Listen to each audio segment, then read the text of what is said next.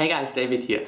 So I've been living in Seoul for around 1 month now, and while I'm still kinda new here, I think I got a good general impression about how things work here. And I thought, why not sharing it with you? Well, of course, living in Korea has a lot of advantages. For example, the fast internet. There's a lot of stuff that it's not so good and a little bit inconvenient. And I thought, I just share my impressions. For this list, keep some things in mind.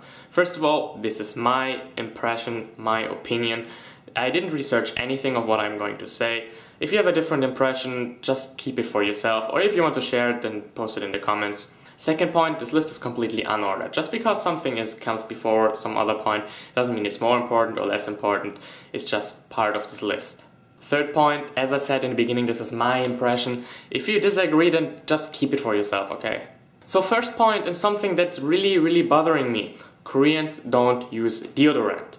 When I first heard this, I was like, okay, Koreans don't sweat, whatever, I still can use it, right? But because Koreans don't use deodorant, it is extremely hard to buy it.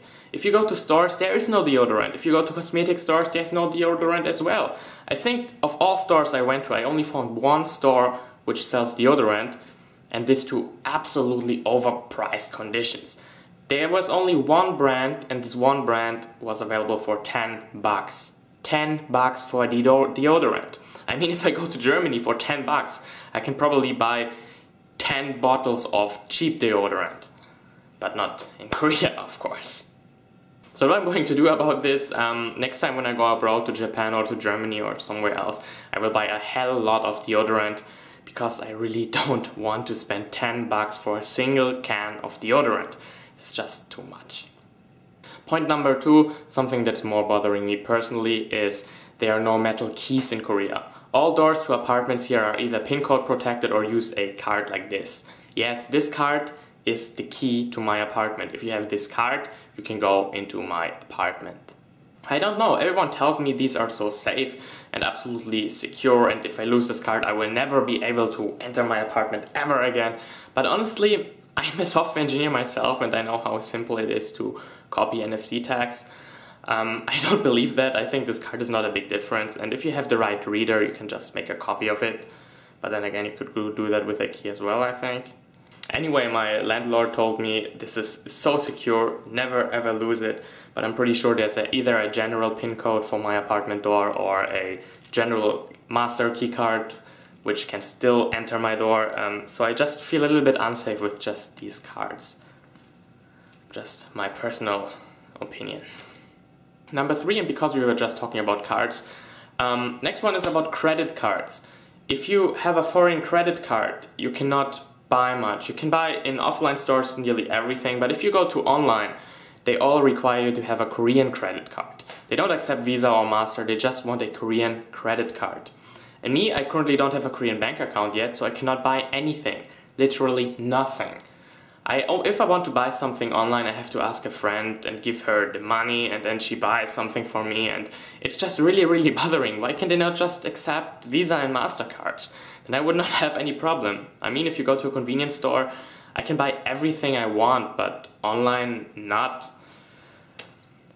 Just a knockback for me and something that's really bothering me, personally.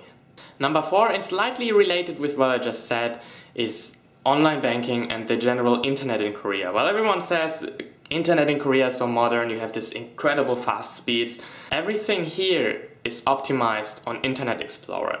I don't know if you're probably not a software engineer, but Internet Explorer is a really bad browser, or considered to be a really bad browser. And I don't use Windows, so I cannot really use Internet Explorer, and because of that, most pages don't really work for me, most Korean pages. Because they either look weird or they have not the functionality they should have. For example, most shopping pages, if you want to check out something and you put it in your cart and you click the button, hey, add to my basket, then a pop-up will pop up and tells you, hey, sorry, you need to use Internet Explorer, otherwise you cannot use the site. Usually they tell you this after you went through the whole checkout process, you're like at the 5th page where you have to press the final submit button. And then they tell you, sorry, you need Internet Explorer, which is incredible annoying, I think, in my opinion. And this brings me to point number 5, which is the Windows dominance in Korea. Everything here requires Internet Explorer and therefore requires Windows. I use a Mac myself, so I don't have Windows. I cannot use most of the stuff here because they require to install a hell lot of plugins. If you want to buy something, they start to execute like 4 different plugins on your computer to make sure all your online banking went fine and whatever. And I don't like using Windows, and I will not use Windows, so I'm pretty much boned here, and I cannot do much. Because of that, I had to install a Windows machine on my MacBook, which is extremely ugly and takes a hell lot of space. But if I don't do that, then I cannot do anything here. Literally nothing on the internet, which is extremely, extremely annoying. Believe me. Number 6, and something I mentioned in one of my previous videos, is something that I just cannot deal with, which are toilets in Korea. If you watched my other videos, or if you know about Korea, in Korea you cannot flush toilet paper, or in Seoul you cannot flush toilet paper. Why? Because the sewer system in Seoul is very old and tubes, I think, are very thin, and because of that they cannot deal with toilet paper. So everywhere you go you have a little metal trash bin next to your toilet full with disgusting toilet paper where you still see the shit of other people on it, and it's just really, really disgusting. I personally don't use these bins myself. In my apartment I don't have a bin, my toilet is over there. Because I just think this is disgusting. Imagine you invite your friend over and like the person goes to your toilet and then they see this big bin full of toilet paper with shit on it and they immediately know that it's your shit. I don't know, for me this is extremely awkward and just disgusting, and I mean I don't want to have the same situation when I go to my other friends. Like go to their toilet and think, oh hey, there's a bin full of shit from my friend. No. So I'm usually flushing toilet paper, just a little bit, and then I flushed, and next little bit, and then I flush again. Because first of all, I don't want it to clog, but secondly, I just don't want to have a bin full of toilet paper next to my toilet. It's just something I cannot deal with. I mean, many people in Korea can, I can't. Just make sure your toilet doesn't clog, I guess. Number 7, and we're slowly approaching the end of this list, is traffic. Traffic in Seoul is incredible, dangerous. I constantly, every time I go out, every time I go somewhere, I have this fear of getting either hit by a car or hit by a motorcycle. Why is it like this? I don't know. Are there traffic rules in Seoul? I honestly don't know. Apparently they are, but I don't see many people paying attention to them.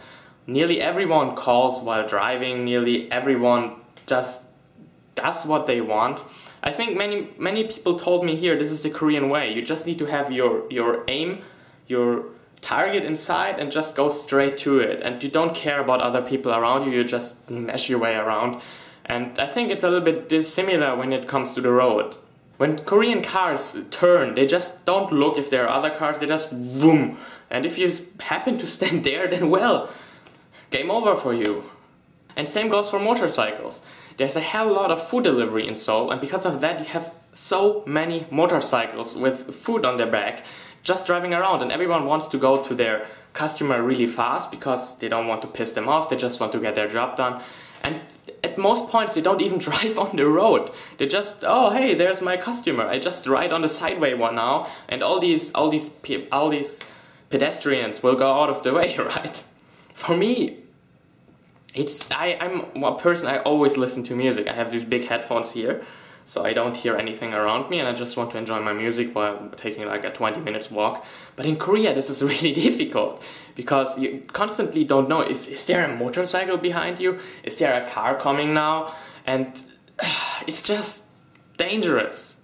Here's another example. In Korea, on road crossings for pedestrians, you have of course the red light and the green light, but when it's green and it goes red, it starts blinking 10 seconds before it turns red again, to indicate to the pedestrians, hey, be careful, in 10 seconds this light will turn red and then you cannot cross anymore. Makes sense, I guess. So when I was in Japan, I knew that I have 10 seconds and I can just slender over the road and just be in time on the other side. But in Korea, when the green light starts blinking, most cars slowly approach slowly start driving to just make sure they're the first one to go over. And because of that, many times it happens that once it starts blinking, the cars just drive. And if you're on the road and they like put their horn on it and you just think, what the hell's going on? I have a green light. Why do you bother me? Something like this. Of course, then me again with my headphones, I think, oh yeah, I have time, I can just go over to the other side, I still have like 5 seconds or something, and I know I can do it. But all these cars are approaching and slowly blocking the road crossing, and at some point you just, oh shit, is it already red? Well, what is going on? At least my impression might be different for you, again. And my last point on this list for today, something related to traffic, are buses. While the metro in Seoul is pretty good, I think, it always comes on time, buses are a little bit different. In Seoul, all buses have GPS chips installed. So when you go to a bus stop, the bus stop has like this different calculation from the position of the bus and the bus stop, and it estimates the number of how many minutes you might have to wait. Sounds good, right? But the thing is, in Korea, at least that's what a friend told me, bus drivers are paid for rounds they make, like from one end to the other end. And because of that, they want to go really fast and really do as less stops as possible. So when you're waiting, me as a pedestrian, I'm waiting at the bus stop, and I see my bus is coming, and it's just driving by, and I'm thinking, what the hell? Why is the bus not stopping and picking me up? And then my friend explained me, yeah, you need to wave your hand, like for a taxi, to indicate to the bus driver that you want to go in. If you don't do that, the bus driver thinks that you don't want to go in and just drives by because he wants to get his round really fast and then get some money, of course. So this is just something you need to really get used to it, because everywhere I went to, I always knew that the bus will stop if he sees me. But I guess in Korea, because most bus stations have like 5 different bus numbers coming at the same time, like share the station, then of course some people wait for another bus than you do, and the bus driver has no idea who wants to go in. And in the worst case, he will stop, open the doors, no one goes in, no one goes out, and he closes and just wasted like 20 seconds of his life. Something like this. Definitely something I still need to get used to, but most of the time I'm taking the train anyway, so yeah. And that's it already. These are my 8 points about Seoul I personally don't like. Then again, I'm only here for 1 month. It might be changing in the future. More points might come. Some points might go away. I don't know. This is just my first impression about living in Seoul. And I thought it would be a cool idea to share it with you. Anyway, what do you think? Do you live in Seoul? If yes, what is your impression about what I just said? Do you agree? Do you disagree? I'm really curious, because maybe I just misunderstood some things. Anyway, thank you very much for watching, and I see you in the next one. Peace.